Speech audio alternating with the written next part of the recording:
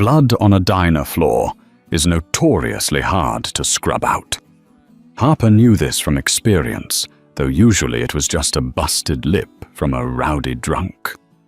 She never expected the warm blood soaking into her cheap cotton apron to be the result of a coordinated gangland hit, or that the terrified 6-year-old girl sobbing into her chest was the sole heir to the most ruthless syndicate on the East Coast. In a matter of seconds, a mundane Tuesday double shift violently collided with the criminal underworld. Harper thought shielding a child was simply human instinct. She didn't know the act would bind her forever to a man who ruled the city's shadows. The neon sign of Mickey's Diner buzzed with a rhythmic, dying hum, casting a flickering red glow across the rain-slicked pavement of Wabash Avenue. It was 11:45 p.m. on a Tuesday, the kind of miserable, bone-chilling Chicago night that kept decent folks indoors and brought the desperate out to seek shelter over bottomless cups of burnt coffee. Harper Evans leaned against the faux leather counter, a damp rag resting in her calloused hand. At 24, she looked 30, her eyes framed by the deep, bruised purple of chronic exhaustion. Between the crushing weight of $80,000 in medical debt left behind by her late mother's battle with pancreatic cancer and a predatory landlord who treated the heat in her Logan Square apartment as a mere suggestion, Harper worked 70 hours a week just to drown a little slower. The diner was mostly empty. In the far corner booth sat a trucker snoring gently into his crossed arms. And then there was booth number 4. A little girl no older than 6 sat swinging her legs off the edge of the vinyl seat, entirely engrossed in a vanilla milkshake and a coloring book. She wore a pristine powder blue velvet coat that probably cost more than Harper made in 3 months. Sitting across from her was a man built like a brick wall. He wore a sharp, tailored grey suit that bulged unnaturally at the left breast, a telltale sign of a concealed weapon. He wasn't her father. The body language was all wrong. He was rigid, his eyes constantly scanning the street outside the rain-streaked window. His jaw clenched so tightly, the muscles jumped. Harper picked up a fresh pot of decaf and walked over. "More coffee for you, sir?" she asked, keeping her voice low. The man barely glanced at her. "No, just the check. We need to move." "I'm not done with my flower," the little girl protested, looking up. Her eyes were a striking, piercing shade of steel gray, framed by dark curls. She offered Harper a gap-toothed smile. "Look, it's a blue rose." "It's beautiful, sweetheart," Harper said softly, feeling a sudden strange ache in her chest. For a fleeting second, the diner, the debt, and the rain faded away. "What's your name?" "Lily," the girl chirped. "Lily coat on, now," the man commanded. His voice brooked no argument. He tossed a crisp $100 bill onto the table. "Keep the change." Harper reached for the bill. Her fingers had barely brushed the textured paper when the night exploded. It didn't sound like guns, not at first. It sounded like a massive sheet of canvas being ripped in half right next to her ear. The front window of the diner vanished in a blinding spray of tempered glass and twisted metal. The man in the suit reacted with terrifying speed, his hand flying to his jacket, but he was a fraction of a second too late. The first volley of bullets tore through the side of the booth. He jolted violently, a sickening spray of crimson painting the pale yellow wallpaper behind him, and collapsed forward over the table. Time seemed to fracture into excruciatingly slow, disjointed frames. Harper saw the black SUV idling in the street, the silhouettes of 3 men leaning out the windows, the flashes of muzzle fire lighting up the rain. She saw the trucker dive under a table screaming, and she saw Lily. The little girl was frozen, her milkshake spilling over her coloring book. Her eyes wide with a paralyzing, silent terror as her bodyguard slumped dead across the table. Harper didn't think. There was no conscious decision, no weighing of the risks, no heroic internal monologue. There was only a visceral, ancient instinct. She lunged. Harper threw her body over the table, grabbing Lily by the waist of her velvet coat, and dragged them both backward as the second wave of gunfire tore through the diner. They hit the greasy linoleum floor hard. Harper wrapped her body entirely around the small, trembling frame, curling into a tight ball behind the reinforced steel base of the counter. The noise was deafening, a physical pressure that beat against her eardrums. Bullets chewed through the pie display, raining pulverized cherry-filling shattered glass and splintered wood down upon them. Harper squeezed her eyes shut, pressing Lily's face firmly into her chest to muffle her screams. She felt a sharp, burning sting rip across her left shoulder, followed by the terrifying sensation of hot blood soaking into her shirt. But she didn't loosen her grip. "Shh, shh, I've got you. I've got you," Harper chanted, though she couldn't even hear her own voice over the roaring gunfire. She prayed to a god she hadn't spoken to in years, bargaining her own life for the tiny, trembling one beneath her. Then, as suddenly as it had begun, the roaring stopped. Tires squealed against the wet asphalt, peeling away into the Chicago night. A suffocating silence descended on the diner, broken only by the hiss of a ruptured espresso machine, the gentle patter of rain coming through the non-existent front window, and the ragged, terrified sobbing of the little girl clutched in Harper's arms. Harper lay on the floor for what felt like hours, dust and powdered drywall settling over them like a macabre snowfall. Every muscle in her body was locked in a state of rigid tetanus. "Are you okay?" Harper managed to whisper, her throat raw with inhaled plaster. She loosened her grip just enough to look at Lily. The girl's face was smeared with dust and someone else's blood. Her eyes wide and traumatized, but she gave a tiny, jerky nod. "Tommy," she whispered, pointing a trembling finger toward the booth. Harper didn't look. She knew what was in the booth. "Don't look, Lily. Just look at me." Distant sirens began to wail, cutting through the damp night air. Within minutes, the flashing red and blue lights of the Chicago Police Department washed over the ruined diner. Officers stormed in, shouting commands, their flashlights cutting through the smoky haze. Hands grabbed Harper, pulling her up, separating her from Lily. "No, my lady," Lily screamed, fighting against the paramedics, who tried to wrap a shock blanket around her. She reached out for Harper with frantic, bloody hands. "I'm right here," Harper called out, but a paramedic pushed her back into a chair. "Ma'am, you're bleeding. You need to sit still," the EMT ordered, ripping the sleeve of Harper's uniform to expose the vicious, bleeding gash on her shoulder, where a stray bullet had grazed her. The diner was a chaotic hive of police tape, flashing cameras and barking radios. Detectives were already bagging the $100 bill and examining the shredded booth.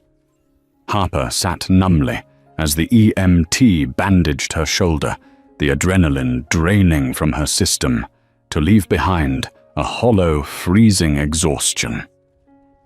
Then the atmosphere in the room abruptly shifted. The ambient noise of the crime scene seemed to drop by 10 decibels. The officers near the front entrance stepped back, parting like the Red Sea.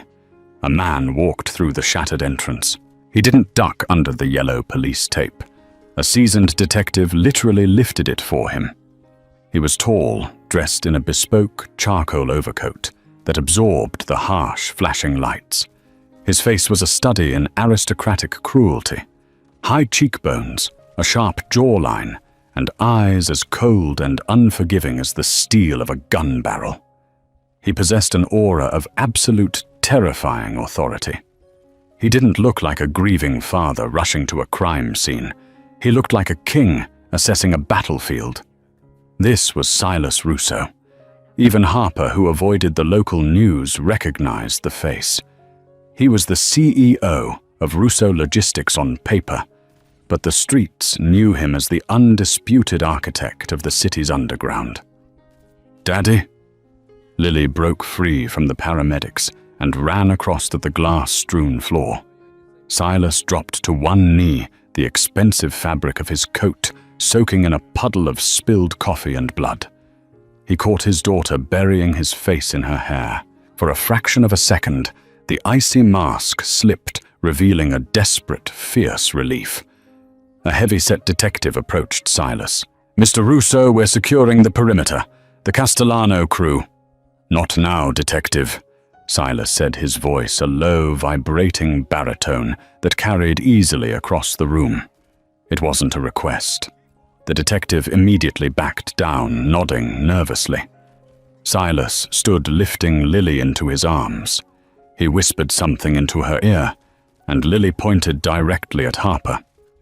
Silas turned. His gaze locked onto Harper, and for a moment, she forgot how to breathe. He walked toward her, the sound of his leather shoes crunching on broken glass echoing loudly. His eyes tracked over her, taking in her cheap, blood-soaked uniform, her messy hair plastered to her forehead with sweat, and the fresh bandage on her shoulder. "You're the waitress," he stated. It wasn't a question. Yes," Harper croaked. "You pulled her down." "I just did what anyone would do." Silas's expression remained unreadable, but his eyes narrowed imperceptibly. "Most people run. You bled for blood that isn't yours." He paused, his gaze dropping to her plastic name tag, which was cracked down the middle. Harper. He didn't offer a thank you. He didn't offer a reward. He simply stared at her, as if committing every detail of her face to his eidetic memory. Then, without another word, he turned on his heel and walked out of the diner, flanked by a half-dozen heavily armed men who had quietly materialized in the shadows. The police let Harper go 2 hours later. They barely took a statement, their questions rushed and perfunctory. It was abundantly clear to Harper that this was a Russo matter now, and the CPD wanted nothing to do with it. Harper refused the ambulance ride to the hospital, knowing she couldn't afford the exorbitant bill. Instead, she walked the 3 miles back to Logan Square in the freezing rain, her shoulder throbbing with a dull, sickening rhythm. She was alive. But as she trudged up the 3 flights of stairs to her apartment, she felt a lingering heavy shadow pressing down on her, the ghost of Silas Russo's steel-eyed stare. The eviction notice was taped securely to Harper's door, mocking her in the dim hallway light. She stared at it for a long moment, the water from her soaked coat dripping onto the threadbare carpet. Pay or quit in 72 hours. A bitter laugh escaped her lips. She had survived a mob shootout, only to be rendered homeless by Friday. She ripped the paper from the door, unlocked the deadbolt, and stepped into the freezing, dark apartment. The radiator clanked uselessly in the corner. Harper stripped off her ruined clothes, cleaned her wound with rubbing alcohol hissing as the pain spiked, and wrapped herself in 2 heavy blankets on her sagging mattress. She stared at the cracked ceiling, her mind replaying the deafening roar of the guns, the metallic smell of blood, and the terrifying calm of Silas Russo. Sleep was impossible.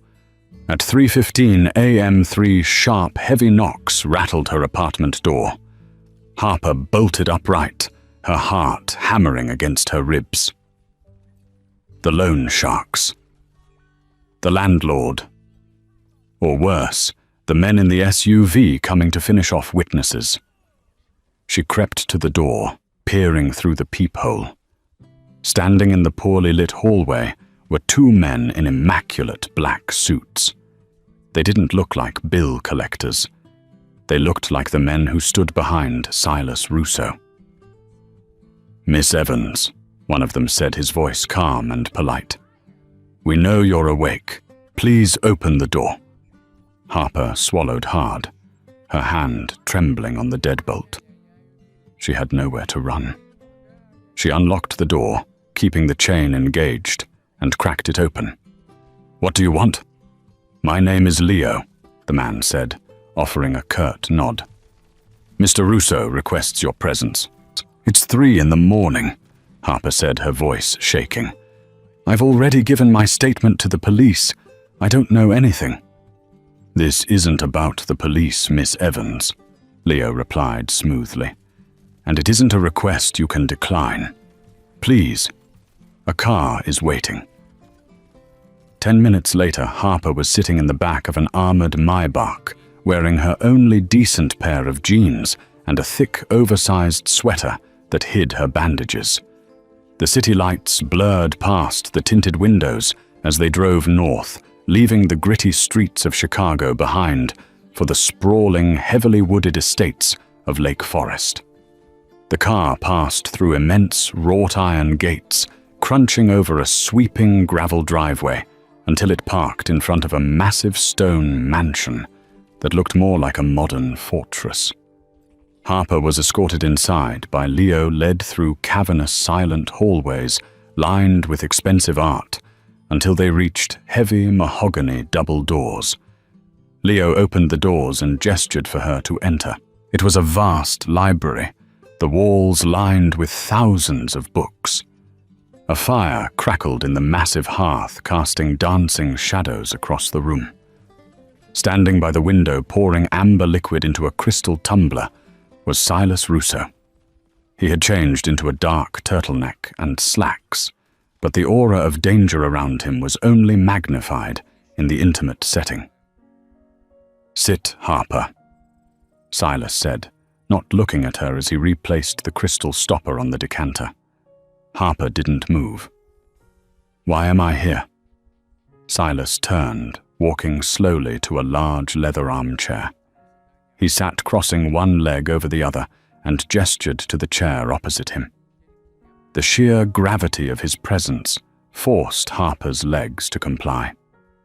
She sank into the soft leather feeling, entirely out of her depth. "Lily is asleep," Silas began, his voice devoid of the earlier adrenaline, replacing it with a cold, terrifying calm. "She hasn't spoken a word since I pulled her from that diner. Except to ask for you." Harper's chest tightened. "Is she okay?" Silas ignored the question, picking up a manila folder from the small table beside him. He opened it. Harper Evans, 24.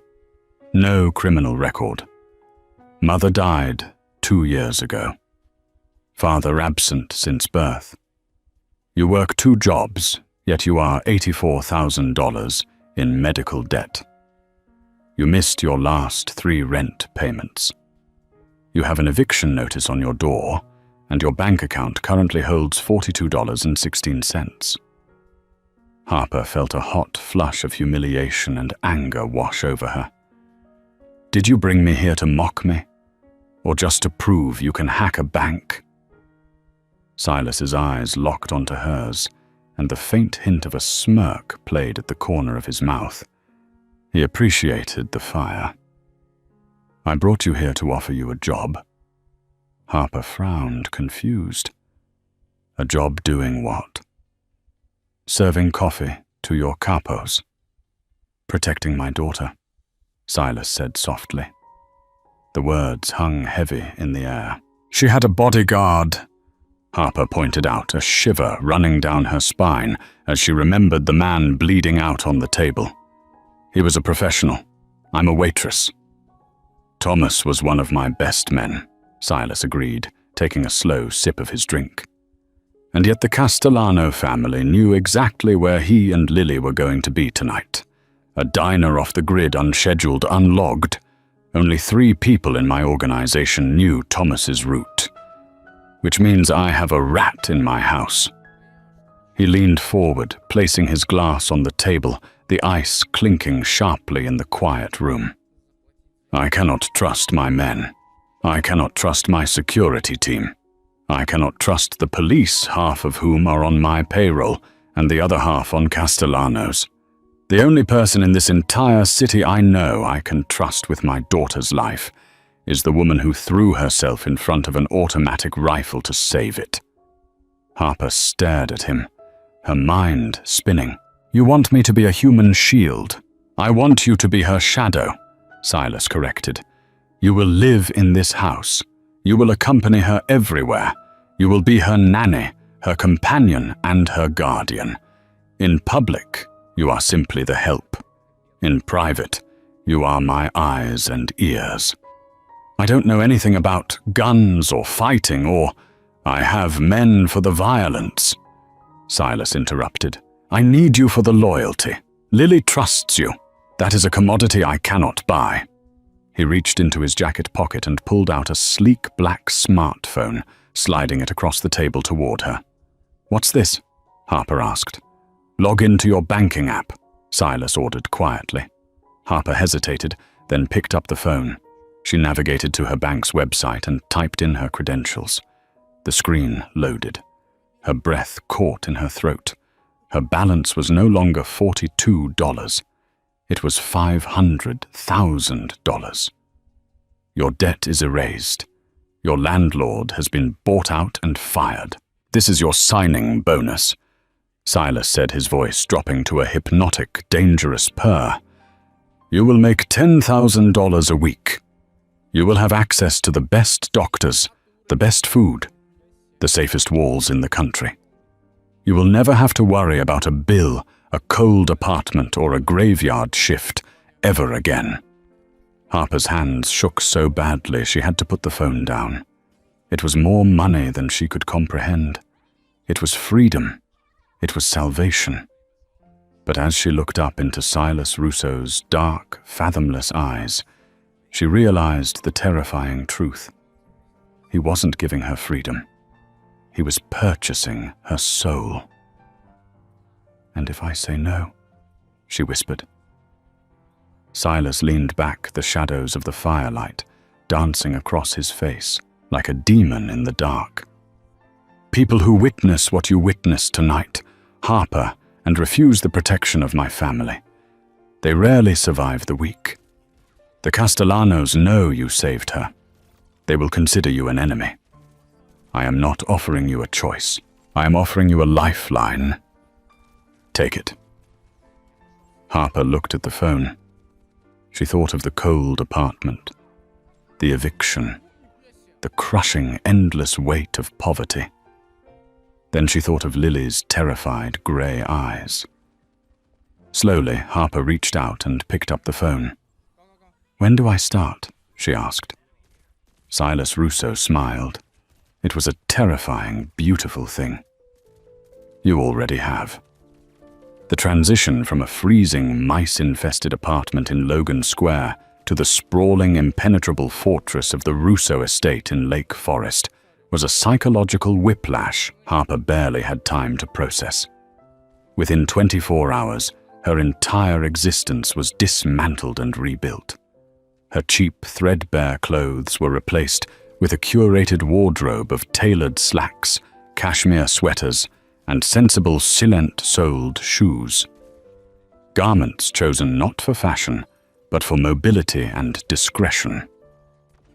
She was given a suite adjacent to Lily's bedroom. It was larger than her entire old apartment, featuring a marble bathroom and a balcony overlooking the meticulously manicured, high-walled gardens. Yet despite the luxury, the reality of her situation was unmistakable. It was a beautifully decorated panic room. Security cameras tracked every hallway. Men with earpieces and discreetly bulging jackets patrolled the perimeter. The Russo estate was at war. For the first 4 days, Lily did not speak a word. The vibrant, coloring book-loving girl from Mickey's Diner had retreated entirely into a shell of severe trauma. She refused to eat the meals prepared by the private chef, refused to let the maids draw her bath, and absolutely refused to let her father out of her sight unless Harper was in the room. Harper became the anchor. She slept in a chair beside Lily's 4-poster bed, holding the girl's small hand through the night terrors that left them both drenched in cold sweat. She coaxed Lily into eating by making her the same cheap burnt butter grilled cheese sandwiches she used to make for herself on double shifts. Slowly, the ice began to thaw. Mr. Russo watched all of this from the periphery, an omnipresent phantom in his own home. He was a man composed entirely of sharp edges and guarded calculations. He spent his days in the West Wing library, running a multi-million-dollar logistics empire that served as the legitimate front for his underworld operations. But his eyes were always on Harper. On the 5th evening, Harper was reading a battered copy of The Secret Garden to Lily. The little girl finally succumbed to an exhausted, dreamless sleep, her breathing evening out against the plush pillows. Harper gently marked the page, turned off the bedside lamp, and slipped out of the room. When she stepped into the dimly lit corridor, she nearly collided with a solid wall of muscle and wool. It was Russo. He stood perfectly still, a tumbler of whiskey in his hand, his dark eyes studying her with an intensity that made her pulse jump. "She's asleep," Harper whispered instinctively, stepping back to maintain a professional distance. "I saw on the monitors," Russo replied, his voice a low, gravelly baritone that vibrated in the quiet hall. He gestured down the corridor. "Walk with me, Harper." It was a command masked as an invitation. Harper fell into step beside him as they navigated the labyrinthine halls of the mansion. The silence between them was heavy, thick with the unspoken violence of the world she had been dragged into. "You have a remarkable effect on her," Russo observed, pausing before a massive bay window that looked out over the stormy waters of Lake Michigan. "Dr. Aris at Rush University Medical Center, the best pediatric trauma specialist in the state, told me it could take months for her to vocalize again. You managed it in under a week with a grilled cheese sandwich. She didn't need a doctor, Mr. Russo. She just needed to know the bad things couldn't reach her," Harper said quietly. Russo turned his head, his gaze piercing. "And you believe they can't? I believe you wouldn't let them." A dark, cynical amusement flickered in his eyes. "You place a lot of faith in a man you know is a criminal, Harper.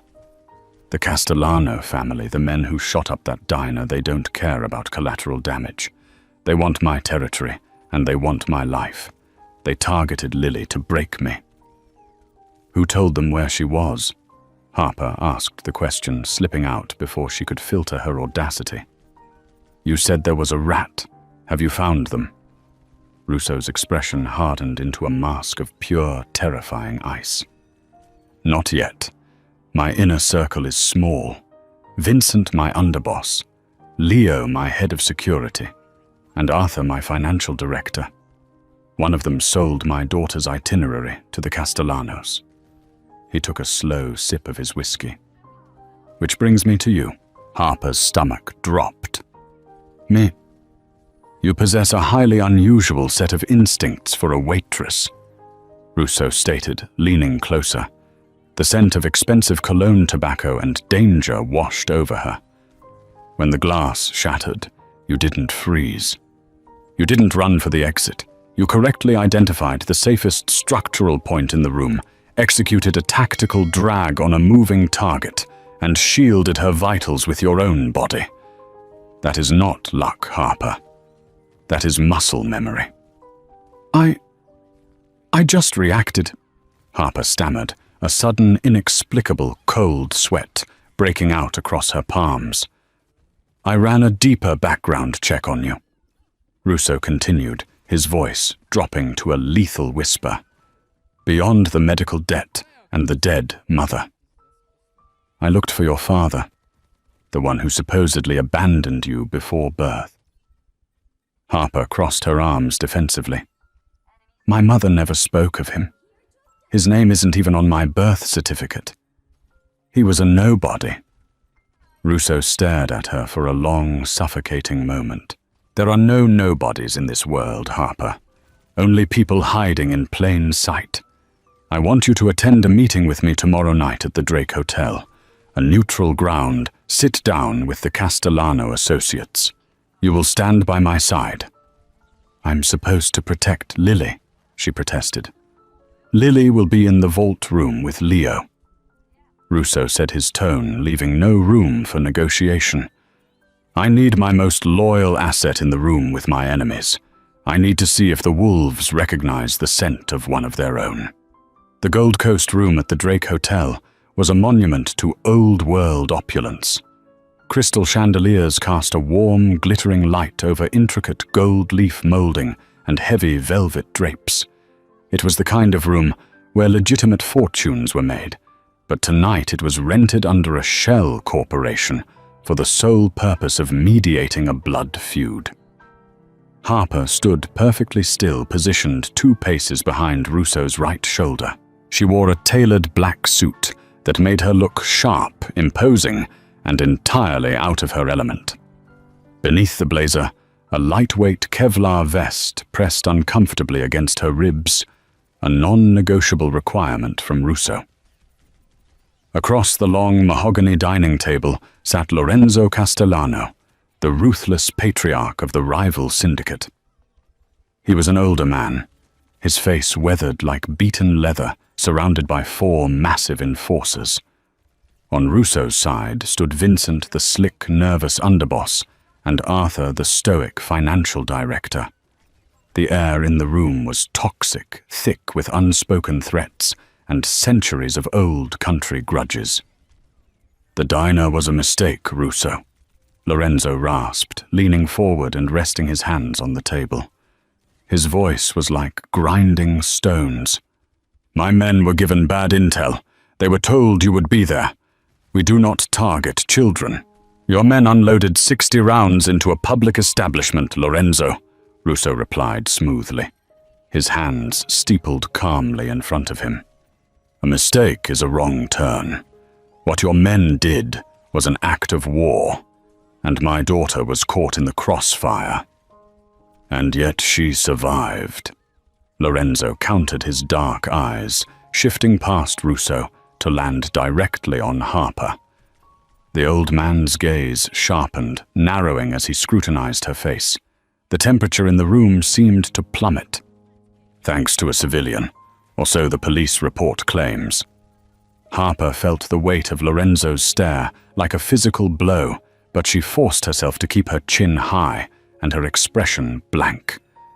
Lorenzo suddenly stood up, leaning over the table, ignoring Russo entirely. He pointed a trembling, calloused finger directly at Harper. "Who is this girl?" "My security," Russo answered, coldly shifting his posture to block Lorenzo's view of her. "Security!"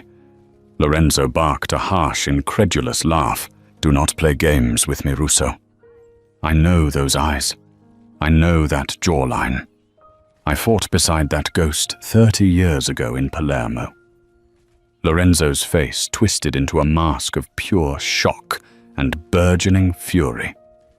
"That is not a civilian. That is a Moretti."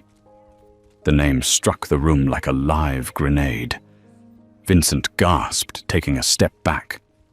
Arthur's hand instinctively drifted toward his jacket. Even Russo, the master of absolute control, stiffened slightly, turning his head to look at Harper. Harper's mind raced, her heart hammering against her ribs. Moretti. The name meant nothing to her. but the sheer terror it evoked in the men surrounding her was unmistakable. "You lie, Lorenzo," Vincent stammered, sweat beading on his forehead. The Moretti bloodline was wiped out in the Chicago Purge of '98. Victor Moretti died in the river. "They never found Victor's body," Lorenzo roared, slamming his fist onto the table. "Look at her! Look at the structure of her face." Victor disappeared a year before the Purge because he fell in love with a civilian woman. A nurse. Harper's breath hitched. Her mother had been a registered nurse. The puzzle pieces violently clicked into place. The missing father. Her mother's absolute paranoia, her refusal to ever put Harper's picture online, the constant moving from city to city when Harper was a child. The visceral, deeply ingrained situational awareness that had allowed her to survive the diner shootout. She wasn't just a poor waitress drowning in medical debt. She was the hidden heir to the most legendary, feared enforcer the American Mafia had ever seen. A man known as the Reaper of Chicago. If she is a Moretti, Lorenzo hissed, his eyes wide with a sudden vicious realization, then she has no allegiance to you, Russo. The Morettis bow to no one. Before Russo could respond, chaos erupted. It didn't come from the Castellanos across the table. It came from within. Vincent Russo's trusted underboss suddenly drew a silenced pistol from his waistband, but he didn't aim it at Lorenzo. He leveled the barrel directly at the back of Russo's head. "I'm sorry, boss," Vincent sneered, his finger tightening on the trigger. "But the Castellanos offered me the entire South Side, and I can't let a Moretti walk out of this room alive." Everything happened in a fraction of a second. Harper didn't think. The ancient dormant blood of her father took over. She lunged, not away from the gunfire, but directly toward it. Harper grabbed the heavy silver water pitcher resting on the table and swung it with brutal, terrifying precision, smashing it directly into Vincent's wrist just as the gun discharged. The silenced shot went wild, burying itself into the ornate plaster ceiling. Vincent screamed, dropping the weapon as his wrist shattered. Russo reacted instantly. He spun his own weapon, clearing his holster with blinding speed, and put 2 rounds into Vincent's chest. The traitor collapsed to the thick carpeting dead before he hit the ground. The Castellano enforcers drew their weapons, but Lorenzo raised a hand, stopping them instantly.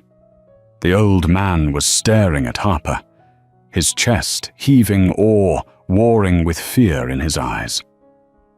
Harper stood over Vincent's body, the heavy silver pitcher still gripped tightly in her hand. Her breathing ragged. She didn't look terrified. She looked furious. The posture of the exhausted, beaten-down waitress was entirely gone, replaced by a hold-imposing dominance that mirrored the very men she was standing among.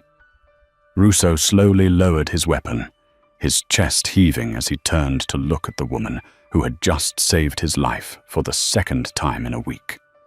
The revelation of her bloodline fundamentally shifted the tectonic plates of their world. She was no longer just his employee. She was royalty. "The sit-down is over, Lorenzo," Russo said, his voice deadly quiet, his eyes never leaving Harper. "You have your answer. The rat is dead, and the Moretti heir." He stepped closer to Harper, the dangerous unspoken tension between them igniting into an undeniable inferno. "Belongs to the Russo family now." The armored Maybach tore through the neon-lit arteries of the city, slicing through the midnight fog rolling off Lake Michigan. Inside the spacious cabin, the silence was no longer the oppressive quiet of a captive and her powerful captor. It was a heavy electric stillness, the kind that precedes a catastrophic storm. Harper sat in the plush leather seat, her hands resting on her knees. The knuckles were bruised, the skin scraped from where the heavy silver pitcher had connected with Vincent's bone. She stared at her own hands as if they belonged to a stranger. For 24 years, those hands had poured cheap coffee-scrubbed linoleum floors and clutched past-due medical bills. Tonight, they had shattered a Mafia underboss's wrist with the precision of a trained killer. Russo sat across from her, his piercing gaze tracking every micro-expression on her face. The gun that had ended Vincent's life was now resting casually on his thigh, a brutal reminder of the world she had just fully inherited. Victor Moretti. Harper finally whispered the syllables, feeling foreign and heavy on her tongue. She looked up, her eyes locking onto Russo's. "You knew the name. You recognized it before Lorenzo even said it. Who was he?" Russo poured a measure of scotch from the car's built-in crystal decanter, offering it to her. When she shook her head, he took a slow sip, his jaw ticking. The Chicago syndicate wasn't always ruled by the Russos and the Castellanos. He began, his voice dropping to a low, gravelly tenor. 30 years ago, there was a third faction, the Morettis. They didn't deal in extortion or gambling. They were the enforcement arm of the National Commission, the executioners. Your father, Victor, was their crown prince. The streets called him the Reaper. He was a phantom, a master tactician who could dismantle entire criminal empires overnight. He was feared by everyone, including my own father. Harper's chest tightened. If he was so powerful, what happened to him? He disappeared, Russo stated flatly. Rumor had it he fell for a civilian, a woman who worked the graveyard shift at Northwestern Memorial Hospital. He tried to walk away from the life to protect her. In this world, you do not get to walk away. The commission ordered a purge in 1998. The Morettis were hunted down. Victor's car was found submerged in the Chicago River, riddled with bullets. But no body was ever recovered. And neither was the woman. Harper closed her eyes, a sharp ache radiating behind her temples. The puzzle pieces of her fractured childhood were violently locking into place. The constant frantic relocations every few months. Her mother's absolute terror of law enforcement. The strict unyielding rule against ever having her photograph taken. Her mother hadn't been a neglectful parent fleeing bad debts. She had been a survivor desperately hiding the last remaining drop of the Moretti bloodline from a syndicate that wanted it extinguished. "My mother saved me," Harper murmured. "She hid me in plain sight, at the bottom of the food chain." "She made you invisible," Russo corrected gently, the harsh edges of his tone softening for the first time since she had met him. "But blood like yours cannot be diluted by poverty, Harper. Lorenzo recognized your bone structure, but I recognized your instincts the moment the glass shattered in that diner. You moved like a ghost. You moved like Victor." The Maybach passed through the heavy wrought-iron gates of the Russo estate, crunching to a halt on the gravel driveway. The heavily armed perimeter guards immediately flanked the vehicle, their flashlights cutting through the dark. Before the driver could open the door, Russo leaned forward, invading Harper's space. The scent of gunpowder, expensive scotch, and raw masculine dominance enveloped her. "Lorenzo Castellano knows who you are now," Russo warned, his dark eyes burning with a fierce, possessive intensity. "He will not rest until you are either under his control or buried in the ground. The Moretti name commands a terrifying loyalty among the old world enforcers. If he captures you, he will use your bloodline to legitimize a hostile takeover of the entire Midwest." "I am not a pawn," Harper said, her voice startlingly steady. The terrified waitress was dead. The Reaper's daughter was awake. Russo's mouth curved into a slow, dangerous smile. No, you are a queen without a throne. But as long as you are under my roof, you share mine. The shift in their dynamic was instantaneous and irreversible. Harper was no longer the hired help. She was a strategic partner, a vital asset, and an undeniable equal. Over the next 48 hours, the estate transformed into a war room. Harper refused to hide in her suite. She demanded full access to the security schematics, the financial ledgers, and the personnel files. Russo granted it without hesitation. He watched with a mixture of awe and dark fascination as Harper effortlessly digested decades of criminal logistics.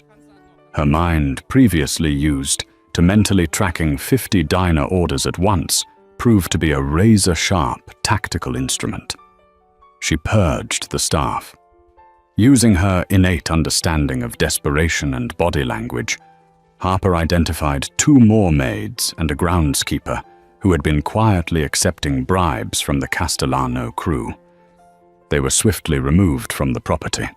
More importantly, Harper fortified Lily's emotional defenses. She didn't treat the 6-year-old like fragile glass. Instead, Harper sat with Lily in the opulent gardens, teaching the little girl how to observe the world. She taught her how to identify the exits in any room, how to read the tension in a bodyguard's shoulders, and how to stay perfectly silent. Lily absorbed the lessons with the solemn gravity of a child born into war, her terrifying muteness slowly evolving into a watchful, intelligent quiet. On the 3rd evening, the fragile peace of the estate was shattered by a secure, encrypted phone call. Harper was standing in the library alongside Russo, tracing the routes of heavily armored private Garda World transport trucks that the Russos used to move untraceable cash when Russo's private line blinked red. He answered it on speaker. "Russo!" Lorenzo Castellano's gravelly voice echoed through the room, laced with a sickeningly triumphant sneer. "I am a reasonable man. Reasonable. I do not wish to burn Chicago to the ground. I have a proposition." Russo leaned over the mahogany desk. "You tried to execute me in a Hotel Lorenzo. We are well past propositions. I did not order Vincent to pull the trigger." Lorenzo lied smoothly. "That was the ambition of a greedy underboss. My war is with you, Russo, not with the ghost of Victor Moretti. Put the girl on the line." Russo's jaw clenched. He looked at Harper, offering her the choice. Harper stepped forward, her posture rigid, and leaned toward the microphone. "I am listening," Harper said, her voice devoid of any warmth. "Ah, the little reaper." Lorenzo chuckled a dry, rattling sound. "Your father was a legend. It is a tragedy you grew up scrubbing floors when you were born to wear silk. I offer you a restoration of your legacy. Walk out of the Russo estate tonight. Come to my compound. I will formally recognize the Moretti bloodline in front of the commission. You will have half the city infinite wealth and the respect you were denied. Stay with Russo, and you will burn with him." Harper didn't blink. She looked across the desk at Russo. She saw the ruthless syndicate boss who had dragged her into the dark, but she also saw the fiercely protective father who had wept holding his daughter on a blood-soaked diner floor.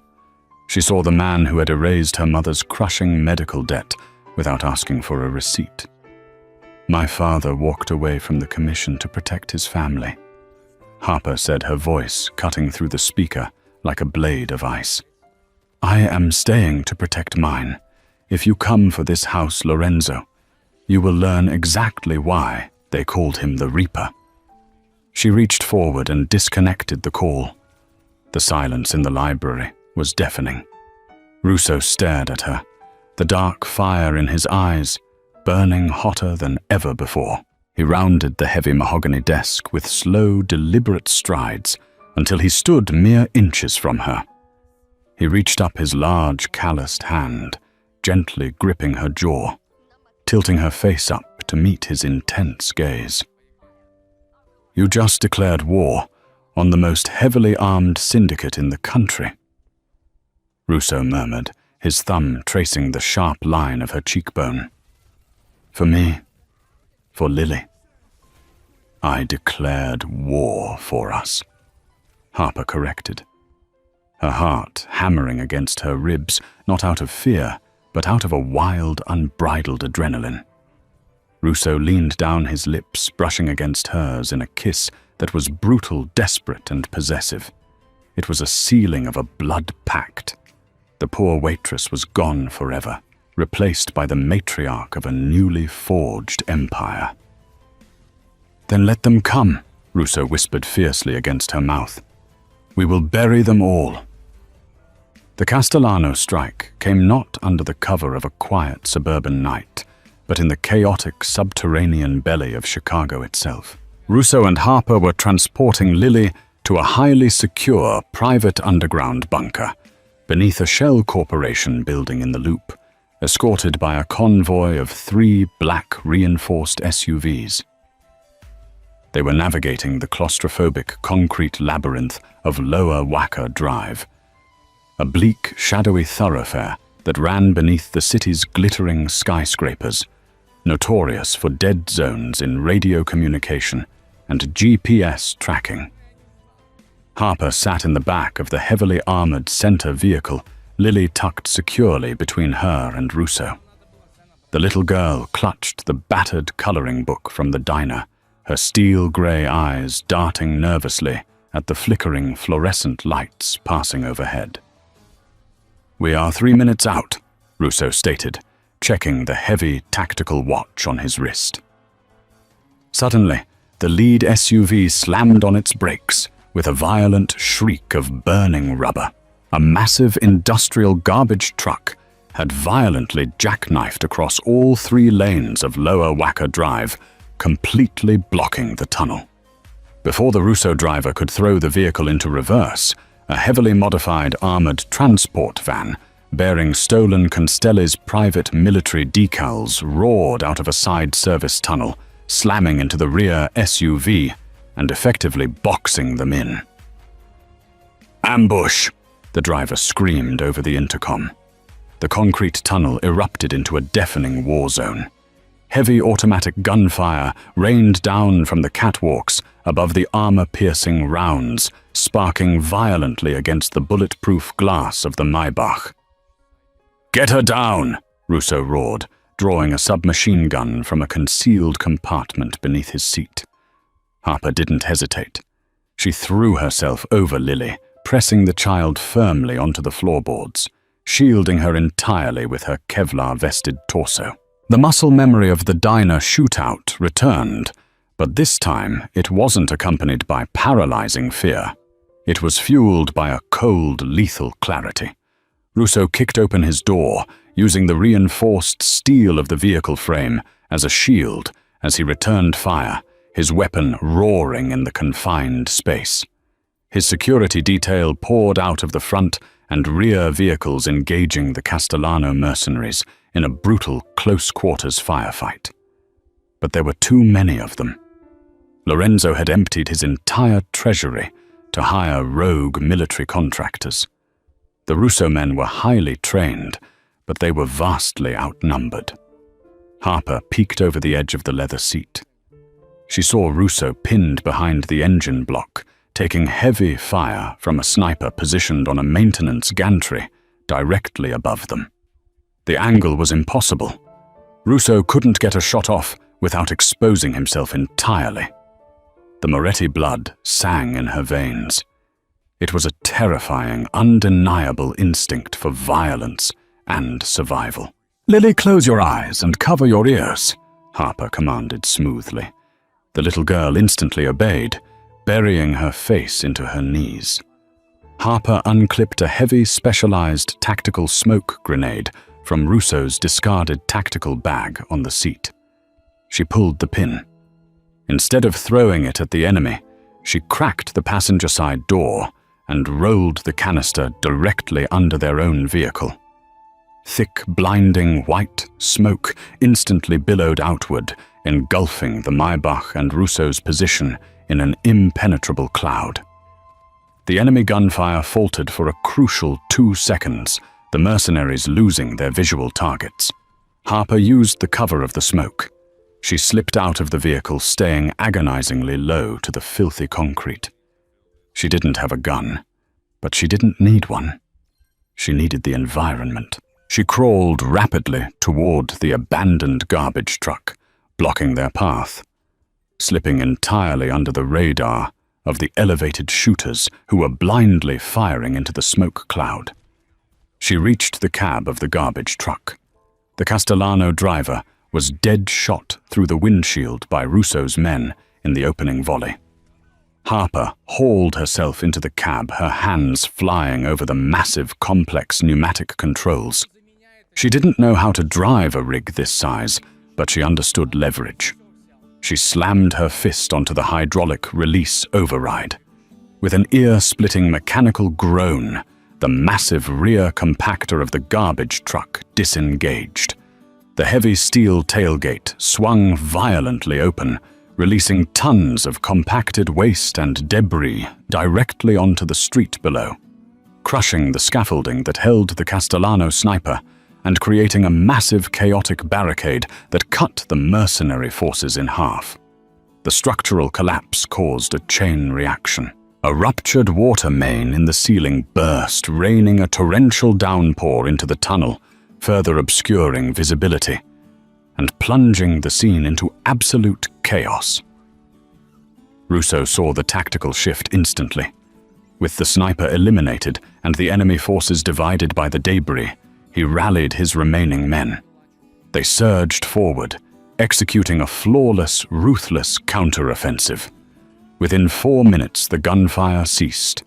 The only sounds remaining in the flooded, smoking tunnel were the hiss of hot engines and the groans of the dying. Harper climbed down from the truck cab, her clothes soaked from the ruptured water main, her face streaked with soot and grease. She walked through the wreckage, her posture radiating an terrifying, undeniable authority. The surviving Rousseau men parted for her, looking at the former waitress with absolute reverent awe. She hadn't fired a single shot yet.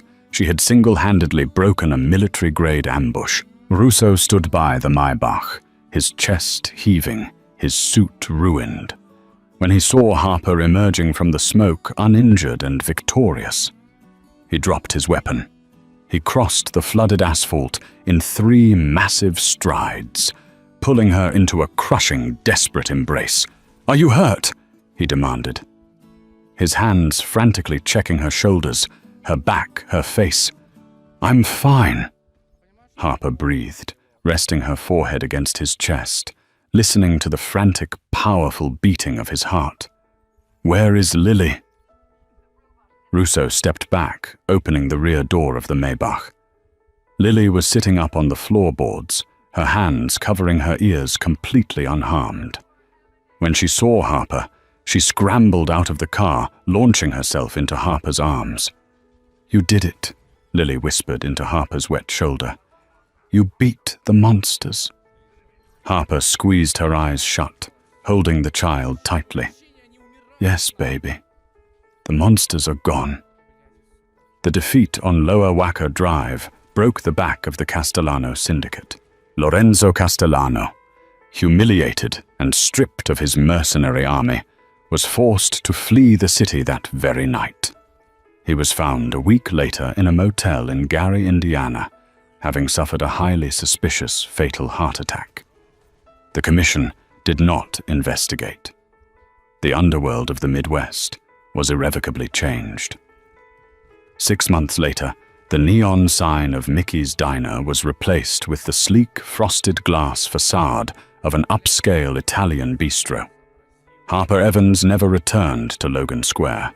She never looked at another past-due bill. She stood on the grand balcony of the Lake Forest estate, wearing a breathtaking gown of midnight blue silk, sipping a glass of rare vintage champagne. Below her, the gardens were filled with the city's elite politicians, judges, and the high-ranking capos of the newly unified syndicate. They were all there to celebrate the wedding of the decade. Russo stepped onto the balcony behind her, wrapping his arms around her waist, resting his chin on her shoulder. The undisputed king of the city had finally found his queen. "They are waiting for you," Russo murmured, his lips brushing the shell of her ear. "The entire city wants to pay their respects to the new matriarch." Harper smiled, leaning back into his solid warmth. She looked out over the high stone walls of the estate, thinking of the terrified, exhausted girl she had been just 6 months ago. The waitress who shielded a child had died on that bloody diner floor. But the woman who rose from the shattered glass was something far more dangerous. She was Harper Moretti Russo, and she ruled the shadows.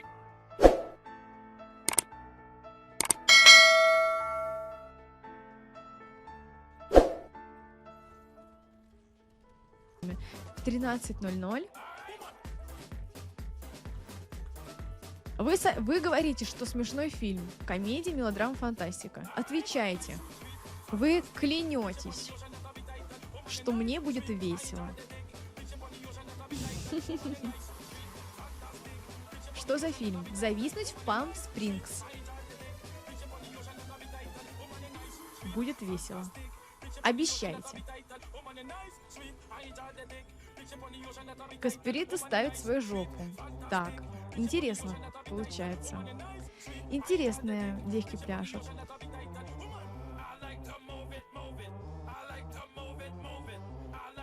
У Гоблина всегда хорошее качество перевода. Но пока я не проверила это на этой шкуре, рисковать не будем. Токсик Кот, привет. Получается... Думал, я одобрю. Да почему одобрю? Ничего такого. Я смотрел, мне понравилось. О. Гоблин не только художественный фильм. Нужно смотреть, остальные нет. Ждем ремейк «Черного зеркала» с Каспирита.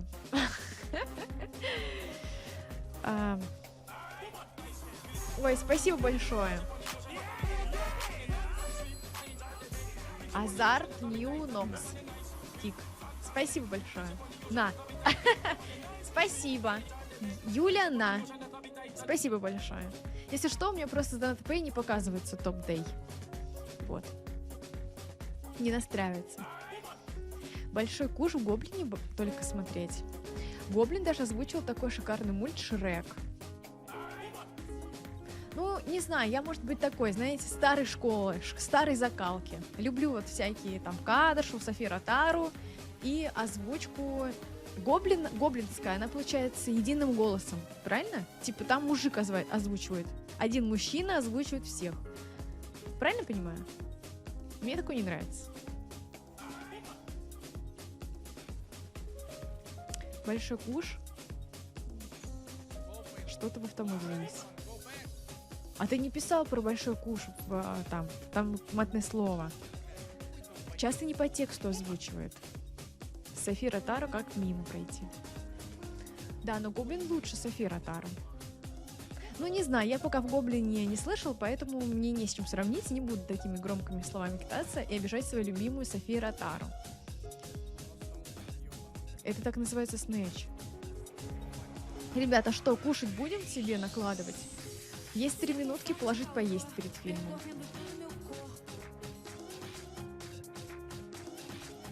Нет, ну может вы хотите рассказать, у вас есть 3 минуты. Алис, поставь чайник. Может вы... Сон вам какой-нибудь страшный снился? Я вообще всю ночь не спала, просто как будто, знаете, вот постоянно... Во-первых, у меня как будто вот какой-то... Во-первых, снизу у меня гавкает собака, сверху у меня какой-то сумасшедший живет чел, который орет, я не знаю, он либо дотер, либо еще, он вот так вот 5 часов. Снизу гавкает собака. И я думаю, ну ладно, эту ночь уже ничем не испортить. Снилось, что стрима сегодня не будет, проснулся в холодном поту. Нет, я правда хотела, чтобы сегодня был танчный, танцовый день, но из-за того, что я не выспалась и чувствовала себя ужасно уже второй день подряд, я очень переживаю за Лео, поэтому у меня нет настроения и, в принципе, каких-то сил там танцевать, там улыбаться, еще что-то такого.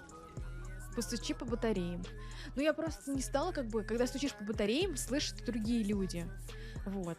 Но собака погавкала минут 5. Я думаю, ладно. А тот чел еще пару раз поприкрикивал. Я думаю, вонючий дозер, 100%. Или каесер, не знаю. Борисик, привет. А посередине ты орешь. Надо было, кстати, надо было к ним присоединиться. Поговорить с ними, с соседями твоими. Да нет, не надо. Ну, кстати, собака уже давно не гавкала, вот только сегодня. Но я думаю, если бы я спала крепким сном, изначально бы не проснулась, я, возможно, бы и не услышала эту собаку. А из-за того, что я пыталась уснуть, вот, поэтому я слышала. А вот насчет пацана, возможно, бы он разбудил. Он прям громко орал. Стучит целенаправленно. Нет, ну, понимаете, здесь есть общая труба, которая соединяет, вот, ну, то есть все этажи. И это вчерашний Данил Колбасенко из КС. Нет, ну Данил Колбасенко, конечно, вчера завез. Насрать под дверь им по коле в боевой готовности. Да, собрать все эти подарки. А представь, там твой подписчик сверху, и вы ни разу не пересекались. И хорошо. И это если да, хорошо. Включай фильм. Хорошо, погнали. Это который ремонт делали? Ну нет, там получается, понимаете, как бы над моей квартирой проходит комната соседей. Вот так, 2 двери. И это не ремонтники, потому что где ремонтники, там даже, ну, там все как разнесено. Там прям они ремонт делают черновой. А это, получается, с другой чуть стороны. То есть, ну, я его слышу. Привет, вообще. Может, он все-таки притворялся? Объясните мне вот последний мув трейлера. И это другой чел, он этого не знает. А как они так, получается, разделились? Как они так разделились, что он видит другого чела, который это не знает, а где тот чел, который знает? Он куда делся? Вы мне скажите, пожалуйста. Чего непонятного? Я уже говорю, что мне непонятно. Я не шучу, я не понимаю.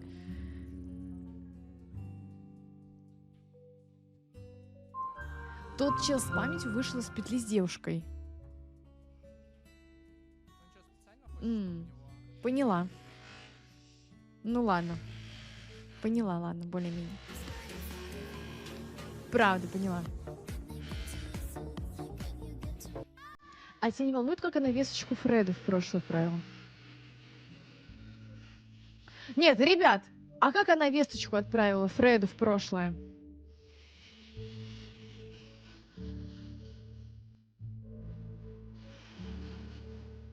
Возня с перфоратом, да. Ставлю 7. Я ставлю 6. Она отправила, когда была в петле.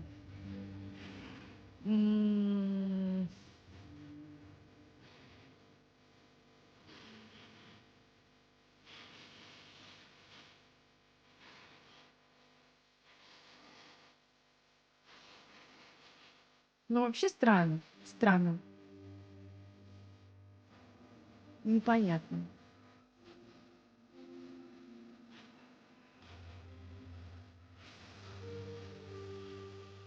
Надо нарисовать. Не, рисовать не надо. Первый пошел дальше в будущее, а этот старик в прошлом остался с другим. Угу. Надеюсь, посылку на стриме откроем. Хорошо.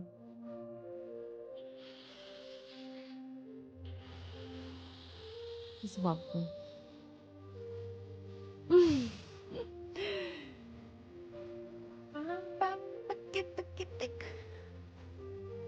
Ладно. Ладно, я вас сейчас отправлю на рейд. Она не знала, что успешно, просто отправила. Он пришел спрашивать, что этот чел думает, а его нет, он вышел из петли. Угу.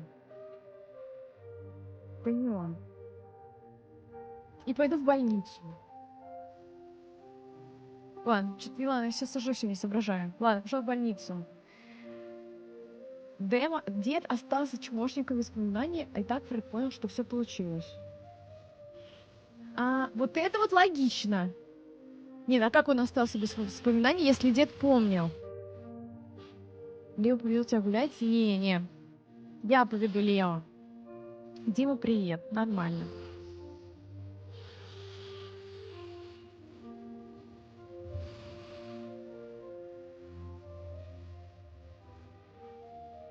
Ладно, ребят, всем спасибо. Подписывайтесь на канал, подписывайтесь на ТГ. Вот. Завтра увидимся с вами.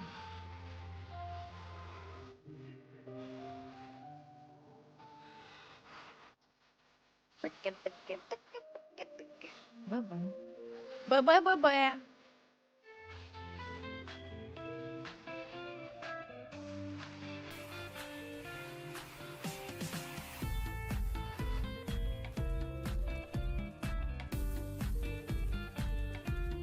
Ничего себе.